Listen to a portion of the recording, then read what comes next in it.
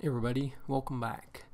So this is a bike I was working on the other day. We basically did a full drivetrain transplant, and the existing group is the older Shimano 6500 9-speed group, which whenever it first came out was pretty sweet, but it's getting upwards to 20 years old, and some cases over 20 years old. But anyway, usually the first thing that goes out on them is the indexing on the shifters there, which this one actually was working fine. It was just getting worn out, chains worn out, cassettes worn out, and just the overall appearance of the drivetrain was starting to get beat up a little bit.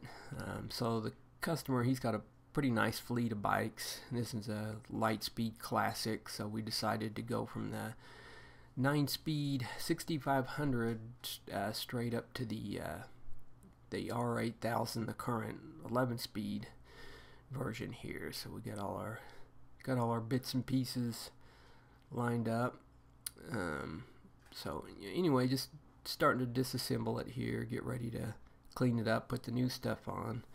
And the 6500 group is actually really popular. It's still there, or at least on a lot of bikes that we see that work on and stuff. And it came out in 1997, and had a pretty good 8-year run all the way up to 2004, 2005 is when the 10-speed version came out. But it's right in that same time frame when Lance Armstrong was racing, so road bike sales were pretty huge at the time, and this was a nice group that wasn't as expensive as the Dura-Ace, so it was pretty popular, this and the 105 group. So, but the main issue these days is that it's getting difficult to get, somebody wants performance parts. It's difficult to get anything that's 9-speed compatible, that's not just the low-end Shimano components there. So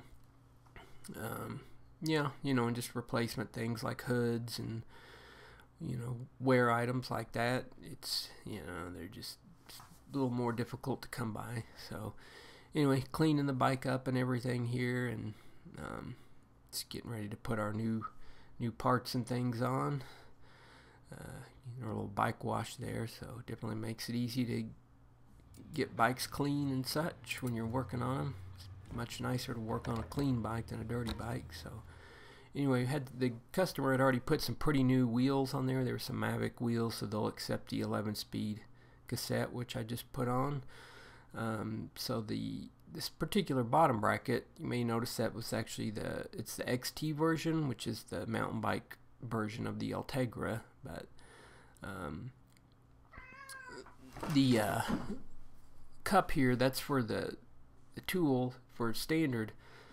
The 44 millimeter 16 notch tool was the older versions. They've kind of gone to this 41 millimeter, so Park makes that BBT 59 tool there that fits right in that particular version. But so the mountain bike cup, on the drive side, it engages in a little further than the typical road version, but looking at the threads on this one, they are pretty deep on that drive side, and it was a pretty big blank, so I thought this one would work a little better. But I like the way the road or mountain, the flush, it's basically the same diameter as the bottom bracket shell, so it kind of has a nice clean look to it there as well.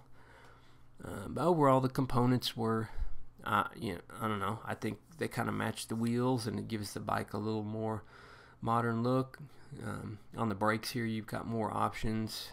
Most of the wheels these days are running a little wider than they were 20 years ago, so it works better with the more current, if you're going to run carbon wheels, or even most of the newer aluminum wheels are going to be a little wider, so sometimes those older brake calipers had difficulty accepting them.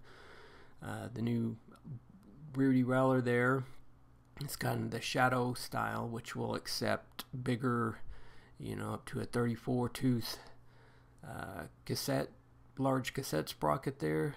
So in this case, the customer decided to go with an 1132 So just kind of looking at the actual shifters side by side, you'll see that the new ones are, they're just more ergonomic. They're a little longer, smaller diameter, so it's easier to get your full hand around it. If you have smaller hands, it's easier to get a good grip on it, or bigger hand, it's easier to take up the whole, you're not getting squished between the handlebars and the end of the shifter there.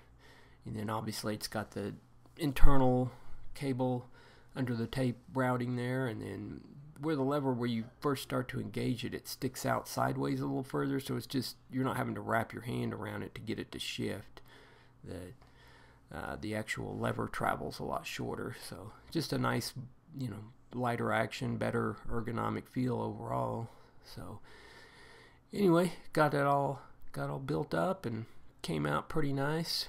Took it for a little test ride and got everything dialed in, and feels really good. So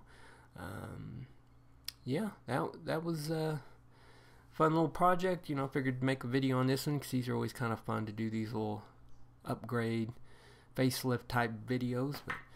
But yeah, that's gonna do it for this one, and thanks for watching. If you're not already a subscriber, consider subscribing. I've always got tons of videos similar to this one or other tutorials. And yeah, that's going to do it for this one, and thank you for watching.